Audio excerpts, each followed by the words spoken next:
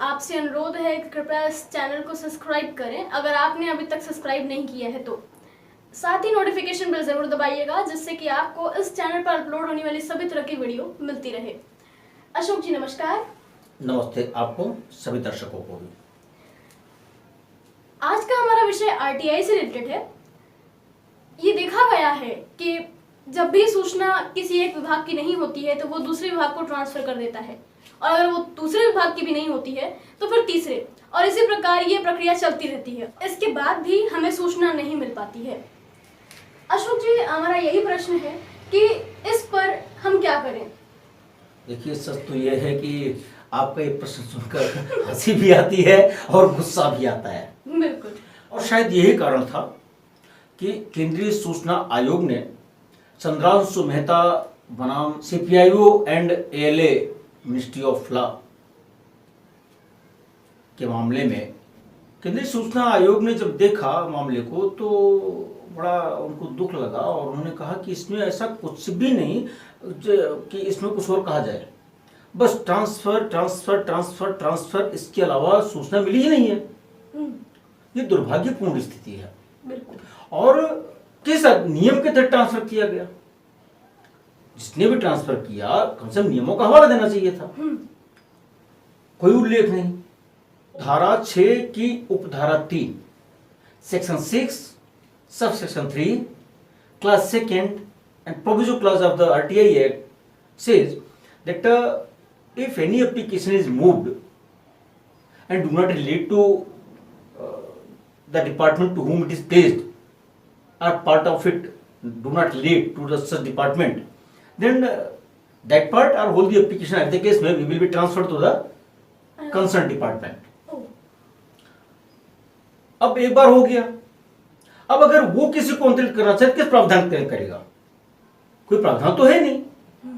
तो यहां पर सीआईसी का जो गुस्सा था वो इस बात में था कि ट्रांसफर पे ट्रांसफर आप करते जा रहे हो बिना किसी नियम और कायदे के, जबकि साफ साफ है कि सीपीआईओ या एसपीआईओ जैसी भी स्थिति होगी वो जब किसी एप्लीकेशन का डिस्पोजल करता है तो उसमें लिखेगा, वो अपना जुडिशियल माइंड अप्लाई करेगा।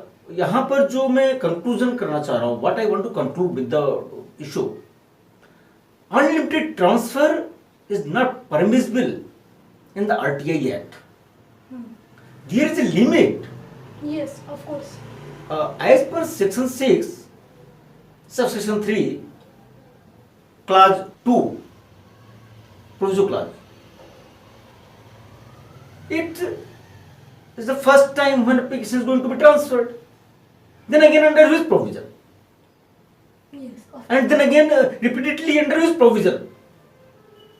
This is very painful situation. और जो कानून है उसका मखौर उड़ता है एक तरह से। जो न्याय की मंशा है, लिटररी डिस्प्यूट, वो फिर कहीं गड़बड़ हो जाती है और अनावश्यक रूप से प्रश्न होता है, अच्छा कहीं कुछ गड़बड़ है क्या, कहीं कुछ गड़बड़ है क्या? हम ऐसा संदेश क्यों दे रहे हैं?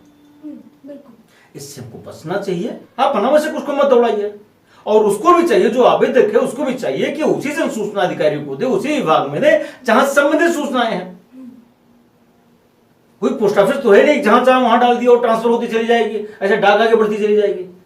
तो ये हर एक का काम है, हर एक को इसमें देखना चाहिए और हर एक को संवेदनशील होकर किसी भी कानून को, किसी भी प्रक्रिया का उपयोग करना चाहिए।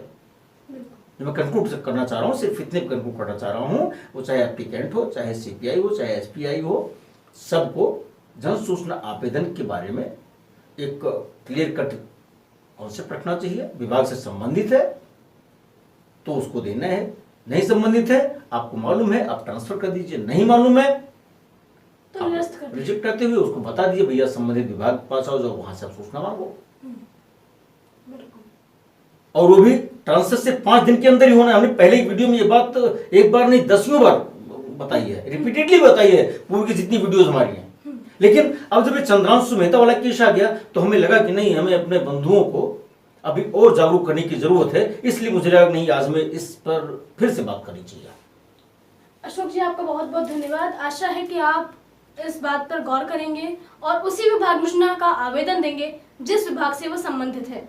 आपसे अनुरोध है कि अगर आपने अभी तक इस चैनल को सब्सक्राइब नहीं किया है तो कृपया इसे सब्सक्राइब करें और साथ ही नोटिफिकेशन बेल जरूर दबाएं जिससे कि आपको इस चैनल पर अपलोड होने वाली सभी तरह की वीडियो मिलती रहे।